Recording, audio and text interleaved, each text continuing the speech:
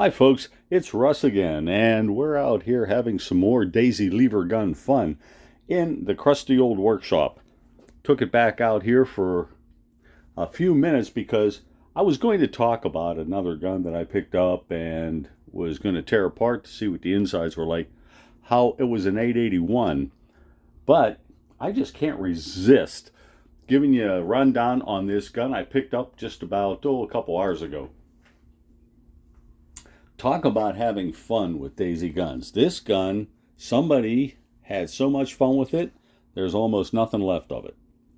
Now look at this. We're going to give you the rundown. The front of this gun, which is a model 111B, if you can see that, 111B, says so right up on top of here. It's a Rogers, Arkansas model, which means it was made 1958 or after. That's whenever they moved to Rogers. And this particular gun, I'll show you what's left of it. There is electrical tape wrapped around the muzzle. Well, the muzzle plug happens to be missing, and I guess they did that because there was, I was trying to get this up here for you, a big hole where the muzzle plug should be. And that muzzle plug also contained the front sight. So I haven't pulled this off yet, but I can also already feel that the steel in here is deformed. And the outer barrel has some overlap in it and spacing, so it's been beat up pretty good, probably stepped on.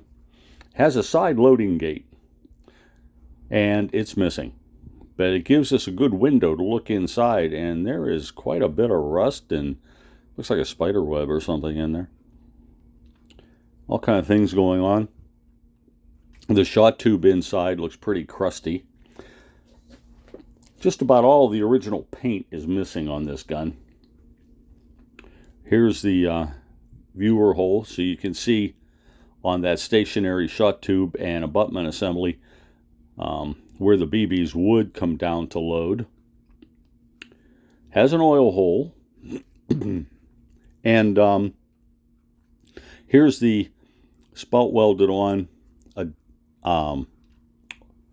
elevation adjustable rear sight. Lo and behold, the rear sight ramp is still there, which is surprising considering how much of the rest of this gun is missing. Now the cocking lever is totally missing. I don't know where it is. And these two screws, the pivot screw for the cocking lever and the screw that goes through and holds the trigger assembly in place, look to me like they could be original Daisy. This nut probably came from the hardware store. If you were going to put a nut on that cocking lever pivot, it would have to be the standard 1032 that Daisy used. Some kind of a tapered head screw they used to hold the stock on, and then a regular Phillips screw. I don't know what that's like. We haven't taken it out yet. That's not original Daisy either. But look at this stock. It's got a nail pinning the top and bottom together. This crack goes all the way through both sides. There's another crack that comes through up where the hole is for the stock anchoring bolt. And it is really, really beat up and loose. That's hilarious. I thought to myself, well, at least I'll get a good trigger assembly out of it if I pick this gun up. Well, not so much. The crossbolt safety is so loose it doesn't even want to stay in place. So I look down here, and if you give it a good close look, there's a heck of a gap in the plastic where the crossbolt safety is, and that gap is not supposed to be there. So I don't know exactly what's going on with this one. When I tear it apart, it'll be interesting to see. Because there's no cocking lever on it yet, I'm going to have to supply one. I haven't been able to see if there's much tension on that spring. I can see the end of the plunger assembly, but I don't know what the spring and the compression cup is like on that plunger assembly. But this gun is just crying to either be put to rest or have some attention. So I thought it might be fun to at least tear it down and see if there's anything we can do with it.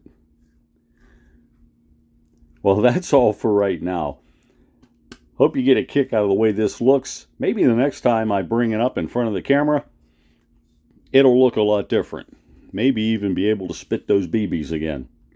Well, this is Russ. There it is. Have a good day. And if you get a chance, subscribe. Let me know what you think. Talk to you later.